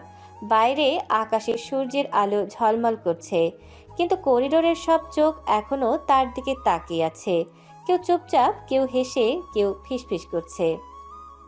যারা অপমান করতে চাইলো তারা আজও বুঝলো না আমার সঙ্গে কথার ধরন বদলানো যায় না। যারা সত্যি মূল্য বোঝে তারা দেখবে আমার স্থির। নিলয় আবার ব্যাগ কাঁধে তুলে করিডোর পার হয়ে ক্লাস ফিরে এলো। প্রতিটি ধাপ যেন জানান দিচ্ছিল তিনি শুধু সাধারণ ছাত্র নয়। Break time. ভার্সিটির করিডোরে ছাত্রছাত্রীরা হট্টগোল করছে, কেউ বন্ধুদের সঙ্গে কথা বলছে, কেউ হাসি ঠাট্টা করছে। আঁখি ওয়াশরুম থেকে বের হচ্ছিল, চুল ঠিক করছে। হঠাৎ পেছন থেকে কাঁধে টান পড়ল। ছাড়ো তুমি। নিলয় হাত ধরে তাকে টেনে নিল ভেতরের ফাঁকা রুমের দিকে। রুমের দরজা বন্ধ হলো। চুপচাপ হয়ে গেছে চারপাশ। তুমি কি করছো? তুমি সাহস কিভাবে পেলে আমাকে এখানে আনার? আমি নাকি আপনার সঙ্গে বাজে কথা বলেছি, বাজে ইঙ্গিত করেছি? আঁখি একটু আশা করেনি যে এমন পরিস্থিতি হবে। চোখে অল্প বিস্ময়, অল্প ভয়ের ছাপ। এবার দেখাবো বাজে আচরণ কাকে বলে। নিলয় ধীরে ধীরে কাছে এলো। আঁখি পেছন হাঁটতে চেষ্টা করলো, কিন্তু কোণার দেওয়াল তাকে আটকে দিল। এটাকে বলে বাজে আচরণ? হঠাৎ নিলয়ের আঁখির ঠোঁটে ঠোঁট ডুবিয়ে কিস করতে লাগলো। মুহূর্তের জন্য সময় যেন থমকে গেল। আঁখি চোখ বড় করে খুলল। তুমি? আমি তোমার সিনিয়র? তো বদনাম করার আগে মাথা ছিল না? তুমি কি মনে করছো? আমি শুধু দেখলাম বাজে আচরণ কাকে বলে। আঁখি চুপচাপ, কিন্তু চোখে অদ্ভুত কেঁপে ওঠার ছাপ। কয়েক সেকেন্ড স্থির, তারপর আঁখি রেগে গলায় কম্পন নিয়ে বলল, বের হও এক্ষুনি। ঠিক আছে, বেরোচ্ছি, কিন্তু মনে রেখো যা কেউ বলে তা সবসময় সত্যি হয় না। নিলয় ধীরে ধীরে দরজা খুলে করিডোরে চলে গেল। আঁখি দাঁড়িয়ে আছে, চোখে গরম আগুন আর ভেতরে অদ্ভুত অচেনা শঙ্কা। আঁখি ওয়াশরুম থেকে বের হলেই তার বান্ধবীরা পাশে এসে দাঁড়ালো। চোখে চোখ রেখে হাসি মুখে ফিসফিস করতে লাগলো। কিরে, তোর ঠোঁট লাল কিভাবে হলো? তেমন কিছু না। আঁখির চেহারায় তখন রাগ আর লজ্জার মিশ্রণ। মনটা যেন আগুনে জ্বলে। বান্ধবীরা তার দিকে তাকিয়ে ফিসফিস করছে, কিন্তু কেউ কিছু বলতে সাহস পাচ্ছে না। আঁখি ধীরে ধীরে হেঁটে গেল। চোখে অদ্ভুত উত্তেজনা। ধীরে ধীরে রাগের আগুন বেড়েই চলল। অন্যদিকে নিলয় নিজের রুমে বসেছিল। হঠাৎ ফোনের রিং। গার্ডের নাম্বার। স্যার, আজ রাতে একেরই অস্ত্র বাঁচানোর অপারেশন হবে। ঠিক আছে, তাদের চোখে চোখ রাখো।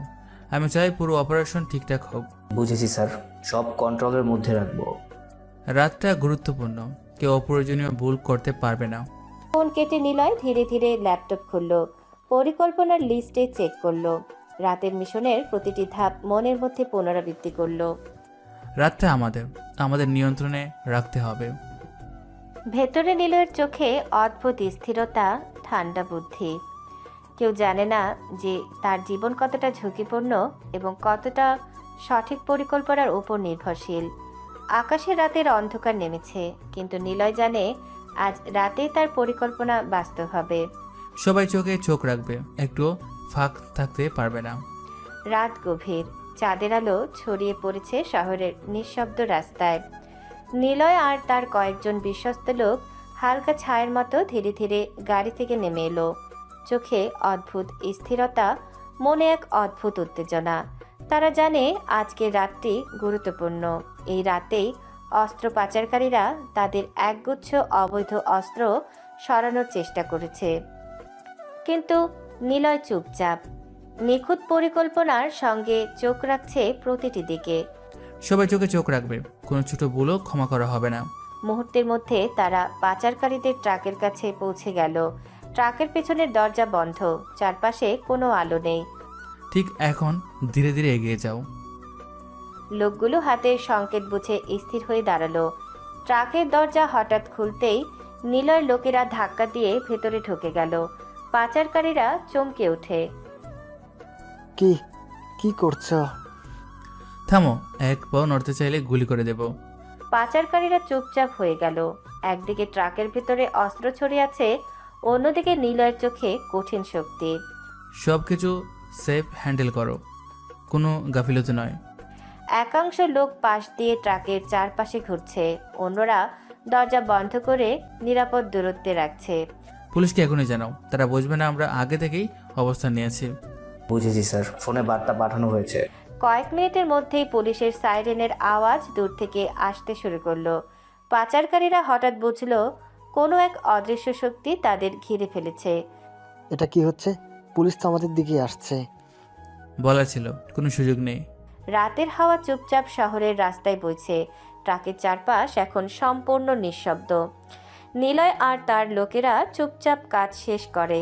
পাচারকারীদের বেঁধে রেখে ধীরে ধীরে চলে আসে।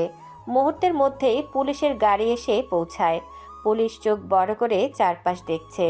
ট্রাকের দরজা খুলে ঝুঁকছে পাচারকারীকে বেঁধে রাখা হয়েছে। কি হচ্ছে এখানে? ট্রাকের ভিতরে কেউ বেঁধে রাখা? দেখলাম তো কেউ আগে এখানে ছিল, কিন্তু কে এদের ধরিয়ে দিল নিজের পরিচয় আড়াল রেখে? পুলিশদের চোখ বিস্ময়, মনে অদ্ভুত প্রশ্ন, কিন্তু কেউ কিছু বোঝে না। রাতের অন্ধকারে কেউ দেখে না কে আসলো কে চলে গেল। নিলয় এবং তার লোকেরা গোডাউনের দিকে ধীরে ধীরে হেঁটে চলে। গোডাউনের দরজা খোলার পর তারা ভেতরে ঢুকে যায়। ভেতরে আলো হালকা, চারপাশে সরঞ্জাম আর অস্ত্রের সঠিক অবস্থান। স্যার, আপনি সবসময় দেশের জন্য কাজ করেন কেন? এটাই তো হওয়া উচিত। মানুষ দেশের জন্য লড়বে, যারা শক্তি পায় তারা দায়িত্ব নিতে পারবে। সত্যি স্যার, আপনি সবসময় নিঃস্বার্থ। স্যার, নিছক দেশের জন্য নয়, পৃথিবীর প্রতিটি মানুষ যাতে নিরাপদ থাকে তার জন্য। কেউ জানুক বা না জানুক, যে কোনো অর্থনৈতিক শক্তিকে আমরা আটকাবো। গার্ড চুপচাপ মাথা নত করে নিলয়ের কথায় সম্মতি জানালো। নিলয় ধীরে ধীরে গোডাউনের এক কোণে বসে গেল। চোখে অদ্ভুত স্থিরতা, মনে অদৃশ্য শক্তি। বাইরে রাতের নিঃশব্দ, শহর ঘুমাচ্ছে। কেউ জানে না ঠিক এই মুহূর্তে এই গোডাউনের অন্ধকারে এক অদৃশ্য হাত শহরের নিরাপত্তা নিশ্চিত করছে।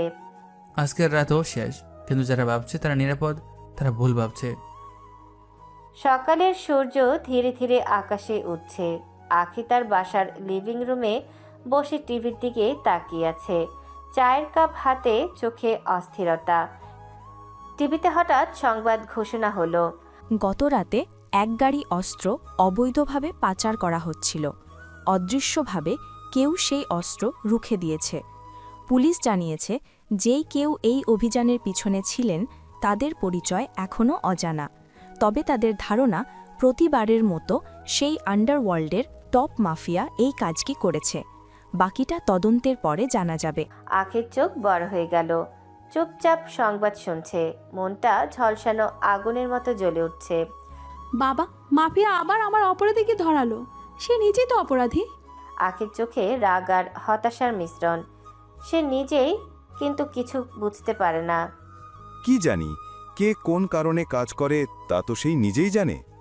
পরের দিন সকাল, ভার্সিটির গেটের সামনে ছোট ছোট আলোয় শহরের কোলাহল ভেসে আসছে। নিলয় হালকা ছেঁড়া জামা কাপড়ে, বই হাতে ধীরে ধীরে ঢুকে পড়ল। চোখে চুপচাপ স্থিরতা, মনটা আগের মতো শান্ত, কিন্তু ভেতরে এক অদৃশ্য শক্তি জেগে আছে। ক্লাসের সবাই মুহূর্তের জন্য থমকে গেল। কেউ কেউ আর চোখে তাকালো। নিলয়ের ছেঁড়া জামা পরা বই আর মাথা চুপচাপ নিচু। সবার চোখে হাসি, কিন্তু কেউ কিছু বলতে পারল না। আখি তখন নিজের বন্ধুর সঙ্গে দাঁড়িয়ে আছে, চোখে রাগের আগুন, মুখে অদ্ভুত চাপে থাকা উত্তেজনা। দেখেছিস এখনো কেমন তেজি ভাব, আজও মাথা উঁচু করে এসেছে। দেখছি। শুধু পোশাকই নয়, সে নিজের আড়ালে কি স্থিরতা নিয়ে এসেছে সেটা দেখছি। আখির চোখে রাগ আর প্রতিশোধের আগুন জ্বলে ওঠে। মনে মনে সে ঠিক করে ফেলল নিলয়কে সে ছাড়বে না। নিলয় ধীরে ধীরে ক্লাসরুমে ঢুকলো। চারপাশে কিছু ছেলে মেয়ে হেসে ফিসফিস করতে লাগলো। আরে দেখো তো, আবার সেই ছেলেটা। পোশাক কেমন! টিউশন না থাকলেও কি পড়াশোনা করে? কিভাবে যে এত ভালো রেজাল্ট করে আল্লাহই জানে। নিলয় চোখে অদ্ভুত স্থিরতা নিয়ে ধীরে ধীরে মাথা নত করে বইয়ের দিকে তাকালো। কোনো শব্দে উত্তেজিত হলো না। যারা হাসবে হাসুক, আমার পড়াশোনা আমার লক্ষ্য। কেউ বুঝুক বা না বুঝুক, আমি নিজের পথে এগোচ্ছি। ক্লাস শেষে সবাই বের হয়ে গেল। নিলয় বইয়ে ব্যাগ সোজা করে নিয়ে ধীরে ধীরে বেরোচ্ছে। হঠাৎ এক গোপন বার্তা তার ফোনে আসে। এটা আবার কে পাঠালো? ফোনের স্ক্রিনে লেখা, আজকে লাইব্রেরির সিক্রেট রুমে অপেক্ষা করো। নিলয় হালকা ভ্রু চেপে ধরল। আখি তখন লেজুয়া হাসি নিয়ে বন্ধুদের সঙ্গে হেঁটে যাচ্ছে, চোখে আগুন, কিন্তু মনে মনে সে তখন নতুন চক্রান্ত সাজাচ্ছে কিভাবে নিলয়কে ফাঁদে ফেলা যায়। আখি, দেখিস তো ছেলেটা কেমন স্থির। স্থিরতা এটা শুধু বাহিক্য। আজকের দিন সে বুঝবে কেবল বাহিক্য ধীরতা যথেষ্ট নয়। নিলয় ধীরে ধীরে লাইব্রেরির গোপন রুমের দিকে এগোলো। লাইব্রেরির সেই ফাঁকা ঘরটায় বাতাস হঠাৎ ভারী হয়ে উঠল। চারিদিকে বইয়ের তাক, জানালা দিয়ে ঢুকছে দুপুরের আলো। নিলয় দরজার কাছে দাঁড়িয়েছিল। ঠিক তখনই আখি ধীরে ধীরে পেছনে এগিয়ে এসে দরজার হাতলে হাত রাখলো। আপু, এটা কি করছেন? দরজার সামনে দাঁড়িয়ে আছেন কেন? আখির ঠোঁটে একরাশ ঠান্ডা হাসি, চোখে রাগের সাথে সাথে অদ্ভুত আত্মতৃপ্তি। এতদিন তুই আমাকে অপমান করেছিস, আজ একটু বুঝবি কেমন লাগে আটকে পড়লে। আমি কাউকে অপমান করি নাই, আপনি নিজেই ঝামেলা করতে আসেন। আখি দরজার বাইরে পা রাখলো। বের হওয়ার আগেই ভেতর থেকে লকটা টেনে দিল, কিন্তু দরজা বন্ধ হয়ে গেল।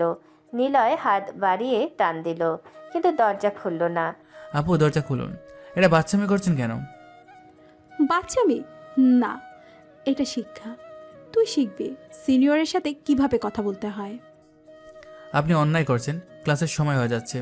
সময়? আজ তোর সময় আমার হাতে। আখি ধীরে ধীরে করিডোর দিয়ে চলে যেতে লাগলো, তার জুতোর শব্দ মিলিয়ে যেতে লাগলো। আকি, শুনুন, দরজা খুলুন। কোনো উত্তর এলো না, শুধু নিস্তব্ধতা। নিলয় চারপাশে তাকালো। ফাঁকা রুম, জানালা বন্ধ, বাইরে মানুষের শব্দ নেই। বইয়ের তাকের ফাঁকে আলো ঢুকছে। পরিস্থিতি ধীরে ধীরে সিরিয়াস হয়ে উঠল। নিলয় দরজায় আবার জোরে ধাক্কা দিল। ঠক ঠক। কেউ আছেন? দরজা খুলে দিন। বাইরে কোনো সাড়া নেই। লাইব্রেরির অংশটা প্রায় নির্জন। নিলয় ধীরে ধীরে জানালার দিকে গেল, কিন্তু জানালাও ভেতর থেকে আটকানো। চারপাশে শুধু বই আর নীরবতা। সে গভীর নিঃশ্বাস নিল, পরিস্থিতি বোঝার চেষ্টা করলো। এত সহজে আমাকে থামানো যাবে না। সে টেবিলের ওপর উঠল, তাকের পাশে দাঁড়িয়ে উপরের ভেন্টের দিকে তাকালো। রুমে বের হওয়ার একটা পথ খুঁজতে লাগলো। বাইরে তখন আখি করিডোর দিয়ে হাঁটছে।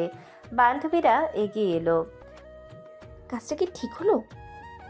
হ্যাঁ, এখনও বুঝবে অহংকারের দাম কত। আখের চোখে বিজয়ের ঝিলিক, কিন্তু কোথাও একটা অজানা অস্থিরতাও লুকিয়ে রইল। আর ভেতরে ফাঁকা রুমে আটকে থাকা নিলয় ধীরে ধীরে পরিস্থিতি পাল্টানোর পথ খুঁজতে লাগলো। করিডোরের শেষ মাথায় দাঁড়িয়ে আখি ধীরে ধীরে হাঁটছিল, মুখে বিজয়ের ছায়া, চোখে অহংকারের আগুন। ঠিক তখনই পেছন থেকে দৌড়ে এলো রিমি। আখি দাঁড়া, এটা ঠিক করিসনি। আবার কি হলো? তুই ছেলেটাকে রুমে আটকে রেখেছিস কেন? খুলে দে, যদি ছেলেটার কিছু ক্ষতি হয়ে যায়। রিমির কণ্ঠে ভয় আর দুশ্চিন্তা স্পষ্ট। করিডোরের ফাঁকা বাতাসে কথাগুলো ভারী হয়ে উঠল। হলে হবে, আমার কি? আখি, মজা আর অন্যায় এক জিনিস না। ভার্সিটিতে ঝামেলা হলে তো আমাদেরই বিপদ হবে। তুই বুঝিস না রিমি, আমার সাথে পাঙ্গা নেওয়ার মানে কি? এবার ও বুঝবে। কিন্তু সে তো তোর সাথে খারাপ কিছু করে নাই, শুধু কথা বলেছে। কথা? আমার সম্মান নিয়ে কথা বলেছে, সিনিয়রের সামনে দাঁড়িয়ে জবাব দিয়েছে, এটাই ওর অপরাধ। আখি, মানুষকে ছোট করলে একদিন নিজেরই ক্ষতি হয়। খুলে দে দরজাটা। ক্ষতি? আজ ক্ষতি ওর হবে। আখি পা ঘুরিয়ে আবার সামনে হাঁটতে শুরু করলো। রিমি হতবাক হয়ে দাঁড়িয়ে রইল। আখি প্লিজ। আখি আর পেছনে তাকালো না। তার জুতোর শব্দ করিডোরে ধীরে ধীরে মিলিয়ে গেল। অন্যদিকে লাইব্রেরির ফাঁকা ঘরে আটকে থাকা নিলয় দরজায় আবার ধাক্কা দিল। ঠক ঠক। কেউ আছেন? দরজা খুলে দিন। ভেতরে বাতাস ভারী হয়ে উঠছে, সময় ধীরে এগুচ্ছে। বাইরে কেউ জানে না একজন ছাত্র অন্যায়ের শিকার হয়ে আটকে আছে। আর করিডোরে আখের চোখে জেদ, রিমির মনে ভয়, সব মিলিয়ে গল্পটা নতুন মোড় নিচ্ছে। রাত গভীর, লাইব্রেরির ফাঁকা ঘর। নিলয় একপাশে দাঁড়িয়ে দরজার দিকে চোখ রাখছে। ধীরে ধীরে সে চারপাশ দেখছে, অবস্থা পর্যালোচনা করছে। এবার বাবা ছাড়া আর কোনো উপায় নেই। সে ভেতরের টেবিলের ওপরে রাখা বইয়ের সাহায্যে জানালার লকটা পরীক্ষা করতে লাগলো। নিঃশ্বাস ধরে হাতের স্পর্শে তালার জটিলটা বুঝল। কিছুক্ষণের চেষ্টার পর ক্লিক, লক খোলার শব্দ। নিলয় ধীরে ধীরে জানালা খুলল। কাজ শেষ, সময় এসেছে বাইরে যাওয়ার। ধীর পা নিয়ে সে জানালা দিয়ে বেরিয়ে গেল। রাতের নিস্তব্ধ বাতাসে কেবল তার নিঃশ্বাসের শব্দ মিলছে। বাইরের করিডোর ফাঁকা। সে ছুটে চলল লাইব্রেরির গেটের দিকে। কেউ নেই। আজকে শুধু বাঁচতে হবে, কালকের জন্য প্রস্তুতি নেব। কিরে, কি করে এত সহজে হারিয়ে গেল? সে কি কোনো ভূত নাকি? আল্লাহ, ছেলেটার কিছু হলো নাকি? গায়েব কিভাবে হয়ে গেল? আখি দরজা দিয়ে তাকালেও কোনো ছায়া নেই। ঘর ভীষণ নিস্তব্ধ। রিমির চোখে শঙ্কা, আখির মুখে আগুনের মতো উত্তেজনা। ওর বুদ্ধি আন্ডার এস্টিমেটেড করেছিলাম, আজকে বুঝলাম। দুপুরে নিলয় ঠিকঠাক ভার্সিটিতে হাজির। তার পোশাক আগের মতো সাধারণ, হালকা ধুলো ময়লা, কিন্তু চেহারায় দৃঢ়তা, চোখে অদ্ভুত স্থিরতা। আখি এবং রিমি একসাথে করিডোরে দাঁড়িয়ে নিলয়কে দেখল। চোখ বড় হয়ে গেল। আগে দেখেছিস তো ও ঠিকঠাক এসেছে? কি? ও কি করে বের হলো? আর আবার এত স্থিরভাবে এসেছে? নিলয় ধীরে ধীরে ক্লাসরুমে ঢুকল। চারপাশে শিক্ষার্থীর জন্য নিরাপত্তা। কেউ সাহস করে কিছু বলতে পারছে না। আখি এবং রিমি শুধু তাকিয়ে রইল। তাদের মনে জল্পনা, আতঙ্ক আর অভিমান মিশে একসাথে। Break time. করিডোরের বাতাসে শিক্ষার্থীরা চুপচাপ কথা বলছে। কেউ কেউ বন্ধুর সঙ্গে হাসি খুশি, কেউ কেউ চায়ের কাপ হাতে ঘুরছে। সেই ভিড়ে আখি ধীরে ধীরে করিডোর দিয়ে হাঁটছে। চোখে অহংকার, গলায় ঠোঁট ঘেঁষে মৃদু ভ্রু কুঁচকে। ঠিক সেই মুহূর্তে নিলয় করিডোরের একদম পাশে এসে দাঁড়ালো। চোখে অদ্ভুত স্থিরতা। তার ধাপে ধাপে এগোনো যেন প্রতিটি শব্দের আগে একটি হুঁশিয়ারি। আপু, আখি হঠাৎ নিলয়ের দিকে ঘুরে তাকালো। চোখে ভয়ের ছায়া না থাকলেও একটি অবাক হওয়ার ঝলক। তুমি এখানে কি করছো? আপনার আচরণের জন্য শাস্তি দিতে হবে। ধীরে ধীরে নিলয় আখিকে ফাঁকা রুমের দিকে টেনে নিল। রুমের দরজা বন্ধ হতেই আখি চুপ। কোনো শব্দ বের হচ্ছে না, শুধু নিঃশ্বাসের ধাক্কা ভিজিয়ে দিচ্ছে ফাঁকা বাতাসটাকে। কাল অমন করলেন কেন? ঠিক করেছি, তোমার মতো বেয়াদবের শাস্তি এটা। তাহলে আপনাকেও তো শাস্তি দেওয়া উচিত। আখি হকচকিয়ে দাঁড়িয়ে আছে, চোখে রাগ, মুখে লজ্জা। সে রেগে গিয়ে বলল, তুমি কি করছো এখানে? আমাকে আনছো কেন? নিলয় কোনো কথা না বলে আখির ঠোঁটে ঠোঁট ডুবিয়ে কিস করতে লাগলো। আখি হকচকিয়ে গেল। নিলয় কিছুক্ষণ পরে ছেড়ে দিয়ে বলল, আমার সাথে ঝামেলা করলে বারবার কিস করব, বুঝেছেন? আখি রেগে আগুন হয়ে গেল। এই ছেলের এত সাহস, তাকে কিস করে? এত সাহস? ছোট লোক হয়ে আমার সাথে? আমার অদৃশ্য পাওয়ার আছে, আপনি বুঝবেন না। আখি লজ্জা আর অভিমানের মধ্যে ঘুরছে। সে কিছু বলতে পারছে না। নিলয় নীরব হাসি দিয়ে আবার ধীরে ঠোঁটের ওপর ঠোঁট রাখলো। এটাই আপনার শাস্তি ম্যাডাম, উপভোগ করুন। রুমে দুজনের মধ্যে সময় যেন থেমে গেছে। বাইরে মানুষজনের আওয়াজ মিলিয়ে গেছে। ফাঁকা রুমের মধ্যে শুধু তাদের দৃষ্টি, নিঃশ্বাসের শব্দ এবং হঠাৎ হওয়া নীরব উত্তেজনা। সকাল হয়ে এসেছে। মেসের কিচেনের দিকে হালকা রোদের আলো পড়ছে। নিলয় চুপচাপ টেবিলে বসে চা খাচ্ছে। হঠাৎ তার ফোন বাজতে শুরু করলো। স্ক্রিনে মায়ের নাম। নিলয় ফোন ধরল। বাবা, বাড়িতে আসবি না আজ? সবাই তোমার জন্য অপেক্ষা করছে। আজই আসবো আম্মা, চিন্তা করেন না। ফোন রেখে নিলয় মেসের বন্ধুর দিকে তাকালো। নিলয় নীরব হাসি দিয়ে বলল, আজ একটু বাড়িতে যাব। ও, তাহলে তুমি আমাদের সঙ্গে থাকতে পারবে না আজ? না, আমার বাড়িতে কিছু গুরুত্বপূর্ণ কাজ আছে। নিলয় বাসায় ঢুকতে ঢুকতে মনে মনে ভাবল, বাড়ি মানে শুধু চার দেয়াল নয়, এটা তার ছোটবেলার স্মৃতি, কিছু আনন্দ, কিছু আক্ষেপের জায়গা। বাড়ির দরজা খোলার সঙ্গে সঙ্গে মা এবং বোনের চোখে হঠাৎ আশ্চর্য আর খুশির ঝলক। তুই এসেছিস বাবা? ভাইয়া, তুমি ঠিক সময় মতো এসেছো। কিন্তু চাচা এবং চাচি, যারা শৈশব থেকে নিলয়ের প্রতি বেশি আন্তরিক নয়, শুধু গম্ভীর মুখ করে বসে আছে। তাদের মুখে আড্ডার আনন্দ নেই, শুধু নিস্তব্ধ বিচার। সবাই ভালো আছে তো? হ্যাঁ, সব ঠিক আছে, কিন্তু তোর বাবা তো আজ নেই বলে। নিলয় চোখে হালকা দুঃখ লুকিয়ে রাখলো। সে জানে বাবা ছাড়া বাড়ি মানে অর্ধেক শান্তি। সমস্যা নেই মা, জীবনের নিয়মই চলবে। বাড়িতে নিলয় চোখে খুশির ঝলক। মায়ের হাতের রান্নার সুগন্ধ ঘর জুড়ে ভাসছে।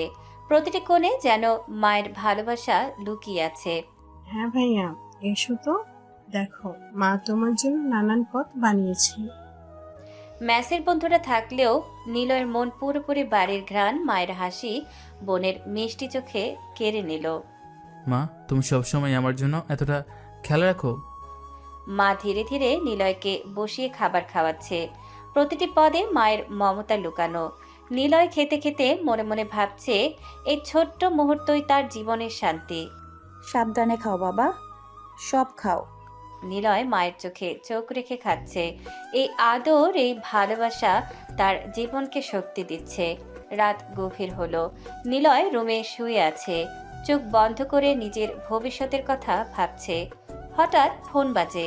হ্যাঁ স্যার, আমাদের মিশন আছে, কিছু নারী পাচার হচ্ছে। ওদের আটকাতে হবে। নিলয় জানে তার জীবন শুধু সাধারণ ছাত্রের মতো নয়। সে অদৃশ্য শক্তি নিয়ে কাজ করছে, কিন্তু তার নীতি দৃঢ়। আমি মাফিয়া হতে পারি, কিন্তু কোনো অন্যায়, কোনো নিরীহ ক্ষতি কখনো করব না। আমি শুধু জনগণের জন্য, দেশের জন্য কাজ করি। ফোনের শেষে নিলয় ধীরে চোখ বন্ধ করে গভীর নিঃশ্বাস নিল। রাতের অন্ধকারে শুধু তার দৃঢ় সংকল্প জ্বলছে, অপরাধ দমন, ন্যায়ের পথে লড়াই। এই মুহূর্তে নিলয় বুঝল, মাফিয়া হওয়া মানে শক্তিশালী হওয়া নয়। মাফিয়া হওয়া মানে দায়িত্ব, নৈতিকতা এবং মানুষের জন্য লড়াই। রাত ধীরে ধীরে গভীর হচ্ছে। চারপাশে নীরবতা, শুধু দূরে কুকুরের ডাক আর হালকা বাতাসের শব্দ। নিলয় জানালার পাশে দাঁড়িয়ে আকাশের দিকে তাকিয়ে রইল। চোখে এখন আর ছাত্রের সরলতা নেই, আছে দায়িত্বের দৃঢ়তা। ফোনটা আবার হাতে নিল সে। সবাইকে লাইনে আনো, এখনই মিটিং হবে। কিছুক্ষণের মধ্যেই ভিডিও কলে যুক্ত হলো তার গার্ডরা। প্রত্যেকের চোখে উত্তেজনা, কিন্তু শৃঙ্খলা ভরা। স্যার, খবর পাকা, আজ রাতে মেয়েগুলো ট্রাকে তুলে বর্ডারের দিকে নেওয়া হবে। লোকগুলো ভীষণ চালাক, দুই দিক দিয়ে পাহারা আছে। নিলয় চুপচাপ সবার কথা শুনল, তারপর ধীরে গম্ভীর গলায় বলতে শুরু করলো। আবেগ দিয়ে না, বুদ্ধি দিয়ে কাজ করব। একটা মেয়ের গায়েও যেন আছর না লাগে। নিলয় টেবিলে ম্যাপ খুলে ধরল, আঙুল দিয়ে জায়গাগুলো দেখাতে লাগলো। ট্রেক ঢুকবে পুরনো মিল রুট দিয়ে, ওখানে আলো কম, পরে সেটা ব্যবহার করবে। রাহিত, তুমি সামনে থাকবে, গাড়ি থামার আগে ইঞ্জিন লাইন কেটে দেবে। ঠিক আছে স্যার। সাব্বির, তুমি পিছন দিকে সামলাবে, কেউ পালাতে চাইলে ছাড় দেবে না। Copy sir. কেউ গুলি চালাবে না যতক্ষণ না বাধ্য হয়। আমরা ধরবো, মারবো না। মেয়েগুলো যেন বুঝতে পারে আমরা তাদের শত্রু না। স্যার, পুলিশকে কখন খবর দিব? সব আটকানোর পর প্রমাণ সহ তুলে দেব। আমাদের নাম থাকবে অন্ধকারে। আজকের রাত শুধু অভিযান না, আজ কিছু মানুষ নতুন জীবন পাবে। কেউ ভয় পাবে না, কেউ হারাবে না। কল শেষ হলো। নিলয় ধীরে জানালা বন্ধ করলো। বাইরে রাতের বাতাস আরো ঠান্ডা। সে জ্যাকেট পরল। চোখের আগুনের মতো দৃঢ়তা। এই প্ল্যানে কোনো রাগ নেই, শৃঙ্খলা আর মানুষের জন্য লড়াই করার ইচ্ছা। নিলয় দরজার দিকে পা বাড়ালো। রাতের অন্ধকারে শুরু হলো আরেকটা নীরব যুদ্ধের প্রস্তুতি। রাতের অন্ধকার, রাস্তা নির্জন, শুধু দূরে একদম আলোর মতো ট্রাকের হালকা বাতি। নিলয় তার গার্ডদের সঙ্গে লুকিয়ে দাঁড়িয়ে আছে, চোখে শৃঙ্খলা, মনোযোগের আগুন। দেখেছো ট্রাকটা? সব মানুষকে ঠিকঠাক নিরাপদে বের করতে হবে, কেউ যেন আহত না হয়। ট্রাকটা ধীরে ধীরে রাস্তা এগুচ্ছে। সামনে রাশেদ এবং পিছনে সাব্বির। নিলয় হাত দিয়ে ইশারা করে। রাশেদ, ইঞ্জিন লাইন হালকা ছাপ দাও, ট্রাক থামবে ঠিক সময়ই। ইঞ্জিন লাইন কেটে ট্রাক থেমে গেল। ভেতরে মহিলা যাত্রীরা আতঙ্কিত। ভয় পেও না, আমরা তোমাদের সাহায্য করতে এসেছি, কেউ তোমাদের ক্ষতি করবে না। কে আসলো আমাদের রক্ষা করতে? আমি, শুধু শ্বাস নাও, সব ঠিক হবে। নিলয় এবং তার গার্ড দ্রুত ট্রাকে ঢুকলো। মহিলাদের শান্ত করতে শুরু করলো। সবাইকে একত্রিত করলো, বাইরে নিয়ে আসলো, একদম বাইরে। নিলয় ট্রাকের ড্রাইভারদের দিকে তাকালো। তোমরা কোথা থেকে এসেছো? কোথায় মেয়েগুলো যাবে? স্যার, আমরা শুধু কাজের জন্য এসেছি। এখন থেকে আর কোনো কাজ নেই, কেউ অন্যায় করবে না। নিলয় গার্ডদের ইশারা করলো। তারা ড্রাইভারদের এবং ট্রাকের সবকে বাঁধলো। পুলিশকে জানাবে, আমরা নাম আড়াল রাখবো, প্রমাণ সব থাকবে। স্যার, পুলিশের কাছে তো আমরা পরিচয় দেব না। না, আমাদের পরিচয় অদৃশ্য থাকতে হবে, শুধু মানুষের উপকার করতে হবে। কে ধরিয়ে দিল এত সহজে? এই অভিযানটা আমাদের বুঝে ওঠা কঠিন ছিল। পরিচয় গুরুত্বপূর্ণ নয়, গুরুত্বপূর্ণ মানুষের জীবন রক্ষা। আপনি কে? আমি সাধারণ মানুষ, পথ দিয়ে যাওয়ার সময় এদের বাধা দেখলাম, তাই আপনাকে ফোন দিলাম। ধন্যবাদ আপনাকে। ধন্যবাদ আমাকে না, যে কাজটা করেছে তাকে দিন।